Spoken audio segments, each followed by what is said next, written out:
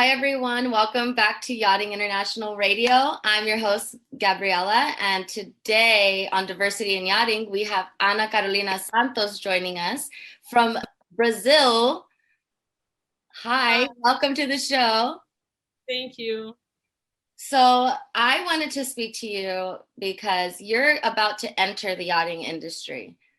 And you were like, are you sure? Because I'm not working on a boat yet. But I think it's really important to hear people that are coming up, especially people of color that are coming into the industry. I just want to hear about, what brought you into this world, what interested you in this world, and, what makes you want to work on boats. But first, can you please introduce yourself and then just tell us what you do and like where you live? Okay. So I'm from Brazil. I'm a graphic designer. I work online as a freelancer. And I live in Sao Paulo. Sao Paulo. I cannot wait until I learn Portuguese and we can just speak in Portuguese all day. I think it's such a beautiful language. Not enough people speak it. More people should. So how long have you been in graphic design? 2 years now. 2 years. And what did you do before that? Oh, many things. I feel like I'm the same way. I've had like 9 lives. Yeah, I worked in the as secretary for a business office. And I work in the mall as a sailor. And then I jump in the graphic design. Nice. Okay, so you've worked in sales, so you're good with people and you know how to sell things, right? So you have all this customer service experience. You worked in a business office as a secretary, so you're very organized, right? Yeah. So, I mean, you could be a purser, you can be a chief stew, you can be a provisioner.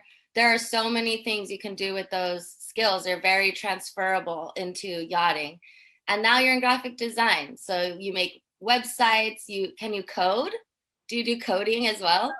I did in the college, but for work, no, I'm not doing that because it's too hard. It's so crazy hard, right? Like to be an engineer online, like don't even get me started. I have no idea how that works at all. So you're very, talented, obviously, and creative if you can be a graphic designer. So I want to know, when did you hear about yachting? How did you hear about yachting? I was using my Instagram and then I saw a Brazilian girl that she worked in yachting, and I was like, wow, that's nice. Of course. Yeah, I started to look at her photos and I was like, oh, I want to do that. Oh God, don't believe everything you see online. Yeah. I only post like, me in the Bahamas, or like me that I don't post when I'm sleep deprived, been working 16 hours a day, but it's a balance. Like it can be hell and it can be heaven. Yeah. So you first heard about it on Instagram, because I found out about it online as well. So in your real life, did you meet anybody that works on boats, or have you seen them in Sao Paulo or in Brazil at all? No, it's not so normal here. It's not many people Brazilian working on that. Right. So yeah, so that was the first girl that I saw that is Brazilian, that is working in yachting. Yeah, I don't think I've seen, but I don't know. I didn't see them yet. I think that there is one that, so there, the show Below Deck, have you heard about it? The TV show? No. Oh, they don't have it there. Okay, so there's a TV show about yachting, and this upcoming season, they're having a Brazilian girl on there. Nice. And she's like the only Brazilian I've ever seen in yachting as well. So I think that the amount of yachties, there's very few Brazilian, especially like Afro-Brazilian. Yeah. That's totally like So if there's 10 Brazilians, only maybe 1 or 2 are going to be Afro-Brazilian, right? Right. So I don't know how it works in Brazil. I haven't been there.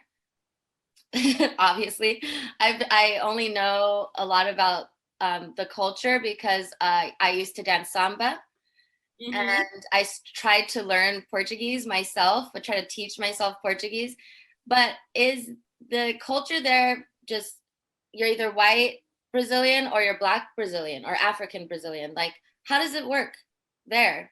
Are there different races, like indigenous, Black and white, or how does it work?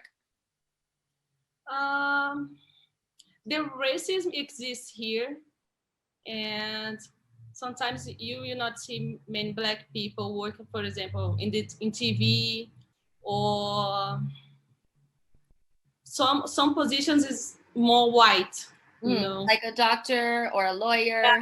Yeah, you will see, but not many, know. Well, you and I are light skinned. Mm-hmm. So would we be working in higher positions, or how does that work? Are you Black? Do you consider yourself Black? So, no. Yeah. So in Brazil, it's not so how it's in the United States, because here it's a mix, between white and Black. For example, my grandfather, he was Black, but my grandmother, she was white. So in my family, my brothers and my sisters, we are brown. Right. Because we are brown. We are not white and not Black. Yeah. But for example, my hair, it's curly. Yeah. So we have some parts that is from both. Okay. But for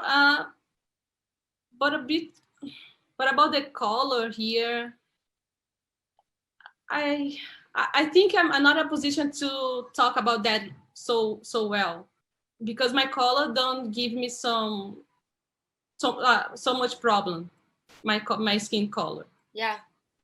So but in the streets, we can sometimes see bad things happening, and yeah.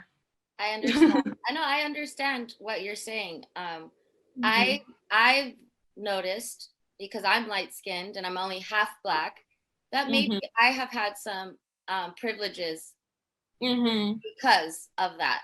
And I'm very aware that I am privileged and that I have had opportunities other Black people wouldn't have. Yeah. So it is definitely a reality, and it is a thing. But, we do have to be mindful about that and aware, right? Yeah. So with being on this topic, have you felt have you felt nervous or, hesitant about joining yachting because you may be perceived as Black and maybe that would get in your way? Or like in Brazil, you're privileged and you're light skinned, so you have a different reality. Are you afraid that will be an issue, or that it will not at all? At first, I was kind of scary, because everyone that I was seeing that is on the industry was white, and most of them were blonde. And I was like, I don't know if that is for me. Yeah. I started to look on Instagram. No, I need to find someone that is more like me. And I started to look and look and look, and I found. And I was okay. So where did you find people of color working on boats? I think I saw a post from another girl, and then she's a blogger, and she posts about a Black girl, and I went to her Instagram, and I started to find more and more and more, and I find you, and melatonin. Yes, melanin. Yes, thank you, Katie. That was my friend Katie who started that page. So good. I love to hear that. That is so great, because that's the whole point of having this show and those Instagram accounts that are inclusive, because we want people like you with all of your skills to know that you can work in this industry as well. You know, you can work in this world as well, that we're here, we exist. It's not just white people. And that makes me so happy. So what is your next step? So you're like, okay, there are people of color in yachting. I want to do that now. What is your next step? Do you have to go to a maritime school and get your certificates, or have you gotten them yet? What are you at in the process? So now I need to do the NG1, and then the STWC. STCW. Yeah. Okay. And I also want to do a class of the hospitality. And so yeah, I want to do this degree and then start to find a job. But I'm planning to go back to the United States. So in April or May. Perfect. Yeah. So you'll come to, where are you going to go? Fort Lauderdale? Yes. Okay. Yeah. Nice. Have you chosen a school that you would like to go to yet? Not yet. I'm between two, the Blue Water and the other ones, I forgot the name now. PYT or MPT? No, wait, I have the name, but I forgot. I mean, there are like 5 or 6, I think maybe 5 schools in Fort Lauderdale that are all MCA accredited and reputable, that have been there for ages. Which one? Did you find it? Yes. So it's the Professional Yacht Master Training USA. Okay. Yeah, so PYT. So yeah. Okay. It's just a long name, so we just call it PYT. So great. So are you going to stay, when you go to Florida to get your training, are you going to stay in a crew house? Yeah, I will try to find one that I can pay for. Yeah, well, that's the whole point of crew houses, and that's why crew houses, I think, are so amazing. Some of them are $200 per week, which if you're day working. So this is the whole point. So when you day work on a boat, you walk up to a boat at the marina and you say, hey, do you need any day workers? Do you need a hand, right? It's called dock walking. It's illegal if you're not an American citizen. But if you accidentally meet someone on the dock and they need help, you can work on a boat just for the day. So it's like 8 a.m. to 5 p.m. And you get $160 cash at the end of the day. You use that money to pay for your crew house for the whole week. To me, I mean, some of them are not very nice, but to me, that's pretty cheap. If you make that money in one day to pay for the whole week, that's pretty good. Yeah. You know, and $200 a week is the cheapest one. So it might not be, or $150 maybe a week, but you wouldn't want to stay there, to be honest. But let's just stay at $200 a week. They're not the nicest accommodations, but you meet other people in the industry. Some people will be getting their certificates just like you, and they're going to school with you. Or some people will be already working like me. I stay at crew houses still. I have experience. So you're meeting people that are already working, and there might be a person in your crew house that's like, hey, well, my boat needs another stew or another deckhand. Why don't you come? And boom, just like that, you're working, you know? And if you're a nice person, you work hard, you have a good personality, you know, people notice that, and it's very valuable in our industry. So people will hire you just because they like you, even if you don't have experience. But because they like you, they'll be willing to train you anyway. You know, so to me, it's very hard not to be able to work. If you can't find a job after staying at a crew house and getting your certificates, then there's probably something wrong with you. You know, like there's just so much work out there is what I'm saying. So it's really hard not to get a job. So what are you excited about most in joining the industry? I think so. In 2019, I was traveling around the United States, working in hostel and living in the hostel with so many different people, and it was an amazing experience. And I want to back do that again sometime. And then when I saw the yachting industry, yeah, yeah, I look for that kind of living the hostel because everyone is from somewhere. Yeah, Everyone's different from another, and you are traveling. exactly.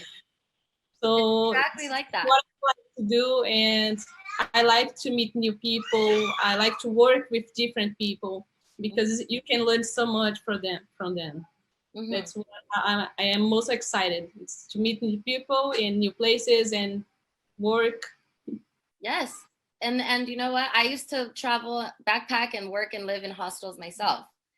And Nice. that was when I decided I want to do this for a living. How can I do this for a living? And I went online, how to work and travel and make money.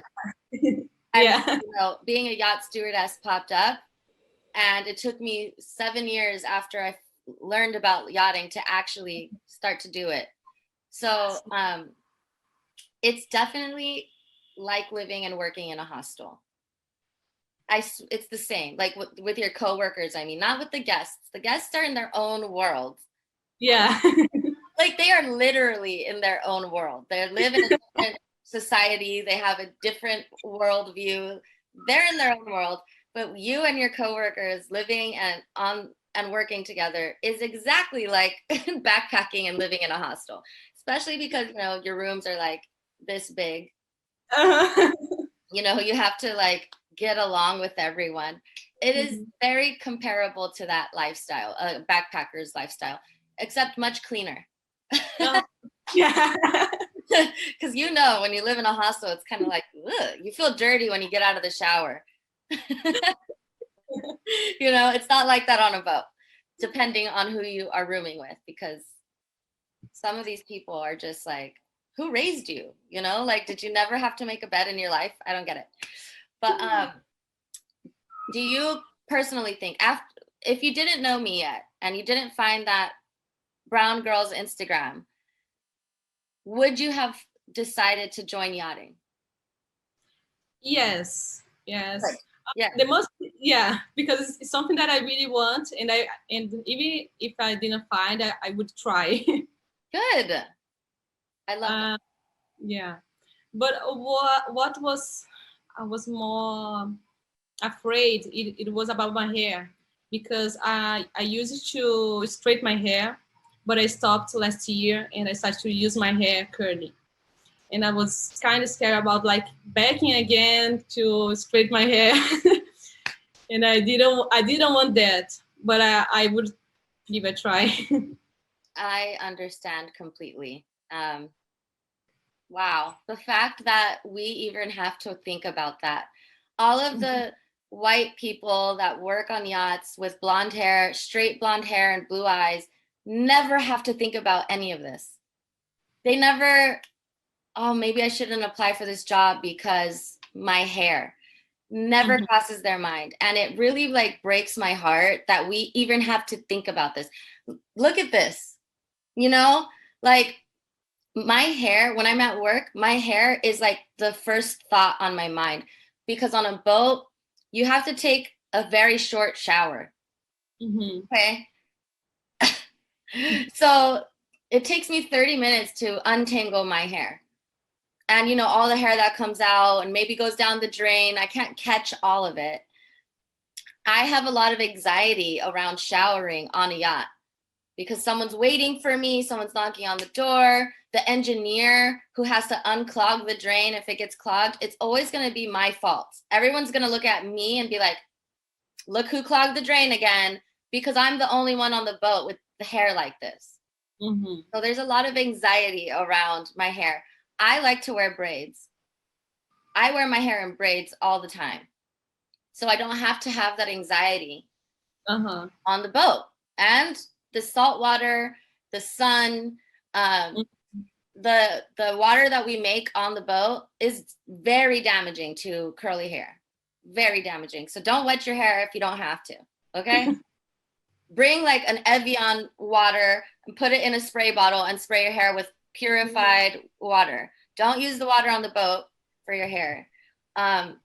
So when I wear my braids to protect my hair, then I'm worried about if people will think I don't look professional. Or if they associate protective hairstyles with being low class or ghetto. So there is a constant stress about how I'm being perceived with the way I wear my hair. And it's just unfair that we have to even think about that. And it's so upsetting to me to hear you say that. That makes me want to cry. I'm like, no, you like, don't say that. Don't damage your beautiful hair. Don't straighten it to please other people. And that's why I'm trying to normalize afros and braids on boats. So we don't have to worry about this anymore. It's unfair. If this, Caucasian woman can wear her hair down all day at work and be like, why can't I? It's just, it shouldn't be something that you even think about. And I'm sorry that thought even came into your mind, because it doesn't matter how well you can do your job with how well your hair, like what your hair is doing, Yeah. That upsets me. I'm pissed.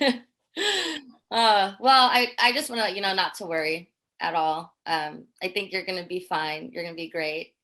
And you're bilingual. Wait, do you speak just 2 languages, English and Portuguese, or do you speak other languages? I understand Spanish, but I don't speak yet, but I want to start learning.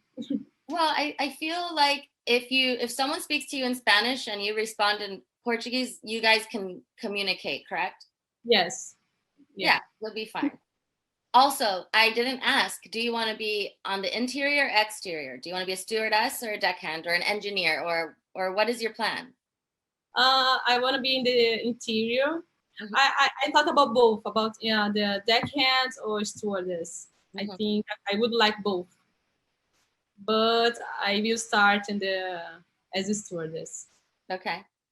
And on whether you're on the exterior or at interior, you have to start at the very bottom, right? So when you enter the industry, you are going to be the 3rd stewardess or a junior stewardess, right? You'll be probably in the laundry room 90% of your life. Washing clothes and ironing. That's about it.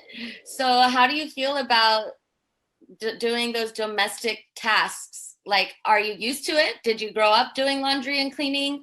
I mean, I didn't have any maids, but like I was pretty lazy as a child, so I didn't learn how to do any of that until way later in life, probably too late in life. How do you feel about doing that stuff? Like, are you good at it already? Like, yes, that since always. My mom, she taught me and my brothers and sisters to take care of our clothes since we are very young, to make our own beds, to clean the house, to cook, everything. Okay, go mom. Yeah. And at the hostel, I was used to clean the hostel. At first, I was cleaning, doing the housekeeping, and the laundry too. We needed to take care of that too. And so make sure that you put that on your CV when you're ready to make your resume. Make sure that you put housekeeping experience. Yeah. And you put the names of the hostels that you worked at. Okay. Because that's very valuable. Like, I think people would rather hire someone that's done housekeeping before than someone like me. This is why I'm becoming a deckhand. It's just that ship has sailed, literally. I'm not gonna get better at it. But people would rather have, like, I have a lot of hospitality experience. But I'm good at service. But you can't do service on a yacht until you've graduated to the next level, right? So when you become a second stew or a service stew. So you have to be a laundry stew before you can be a service stew. So if you and I were going for the same job, people would probably hire you over me because you have housekeeping experience. You know, and it's, you need a strong housekeeper on a yacht because it's, first of all, it's big as hell. So there's probably like at least five staterooms, right? Think about all of the towels and all of the linens and the guest clothing that also needs to be washed and hung and air dried and ironed. It is so much for one person that you will be working 12 to 14 hours a day just doing laundry. And you'll still have extra because you have to do the crew laundry, the captain's laundry. It's just a lot of work. So if you already have strong housekeeping skills, it's going to be easy for you. It's going to be like, oh, yeah, I used to do this at home growing up. Like, whatever, I got this. For me, I'm like, oh, shoot me. Just kill me now. I'm jumping overboard because in my mind, it's like an impossible task that's probably never going to get done. For someone that can, and like maybe serving guests, serving billionaires might be something that makes you nervous. You're like, oh. Yeah, definitely. Don't look at me. Yeah. Don't talk to me. But for me, I'm like, well, hello, everyone. Here's your beverage, because I've done that for 15 years on land. So we have different strengths. And I think that's why it's important to hire different, like a very diverse type of people. Because what if there's a guest that speaks Portuguese only and no one else speaks Spanish or Portuguese? You're going to get pulled out of the laundry room and someone's going to be like, here, talk to him, ask him what he wants. And you're going to be able to pull that out of your back pocket. And that might make the tip for the whole team better because that client was so happy that at least one person spoke Portuguese on the boat. You know, it can go so many ways. And it's great to have people with different strengths. Don't put me in the laundry room, but you can put Anna in the laundry room and she'll kill it. You know? I will probably burn everything and ruin everyone's laundry because it's happened before. My chief stew was like, how do you not know how to do this? And I was like, well, you know, I've never been trained. She's like, what are you talking about? You're 30 years old. You should know how to do laundry. It has nothing to do with being trained. And I'm like, well, that's judgmental, first of all. You don't know me. You don't know my life. Rude. But she was right. Like, these are very valuable skills to have in life. Just in life. Not even on a boat. Just in life. You know? Can you cook? Yes. Yes. So I like pão de queso. Yes, I used to do that with my mom. Like my mom used to sell that. Really? Yeah. Oh, it's so good. Oh my God. I learned how to say, because I wanted to go to Brazil. So I was like, how do I like order food? Because that's all I care about. Eu quero frango frito. Oh, yeah. That's it. Eu quero pão de queijo. That's Perfect. all. That's all. I think I could survive in Brazil for a month with those two phrases. Yeah. I want fried chicken and I want cheese. That's all I need to know. I'll be fine. You know? Anyway, so in conclusion, when are you going to Florida? I know that the travel restrictions are crazy right now and there's a pandemic. What do you think will be feasible for you to get to Florida to do your training? So what I will do now is that I will go to Mexico and then do a quarantine there for 15 days and then try to go to the United States. So I'm planning to go to Mexico in April, stay there for 15 days and then go to Florida. But I also need to do a week quarantine when I arrive in the United States. So that... So if you go to the Caribbean side of Mexico, so make sure you go to like Cancun. Mm-hmm. Go to Cancun. Yeah, it's where I'm close to Florida. Okay. And in Florida, they say you have to quarantine, but like in reality, who's going to keep track of that? Honestly, all you should do to take care of yourself, because you can't go to school and you can't work if you're sick. Make sure you need a test to enter the States, right? Yeah. So you take a test in Mexico, you go to Florida, take another test, stay in your hotel for 3 days, make sure you don't feel weird, and go to school. No one's gonna keep track of like, we don't have that in place yet here. Like, we're not that advanced, because I have to go to Florida for work, and like no one was, I would get an annoying text like, make sure you're quarantining. I'm like, okay, whatever. Like, I have to go to work, so bye. But I do get tested a lot.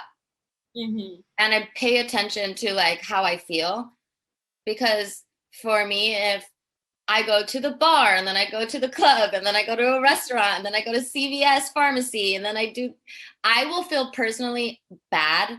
I will feel bad if I get sick and thinking about all the people that I came into contact with. I would feel bad as a human being. I'd be like, damn, I'm such an asshole, Yeah. So, I mean, as long as you're being aware, taking care of yourself, you're going to be able to go from Cancun to Florida and go to school, and you're going to be fine. So, and April's a pretty good time. May and April is a pretty good time to go. I would say probably April. It's hot as fuck there, though. Yeah. I lived there in Pompano Beach for 1 month, and in April, it is so hot, specifically April. And I know this because I moved to Miami like 7 years ago in April. Wow. And I was like, I stopped wearing makeup. I stopped doing my hair. I was just like, I can't do this. Like, I was melting all the time. But that means that you're going to go to the beach and get a nice tan. So, I mean, it's it's a toss-up. Anyway, so I'm going to wrap this up and just say that I think you're going to do great, and I'm really happy for you. I'm excited for you. Thank you so much for your time. And, thank you. If you have any questions about what you should do or your next steps, you can always ask me or Mermaid Katie. She's very helpful and very supportive. So we're here to support you, encourage you, and help you get into the industry, okay? Okay, thank you very much. It was a pleasure. Welcome, Anna. It was so nice talking to you. Thank you, everyone, for tuning in to Diversity in Yachting on Yachting International Radio. I'm your host, Gabriela Barragan, and this is Ana Carolina Santos. Thank you so much for your time.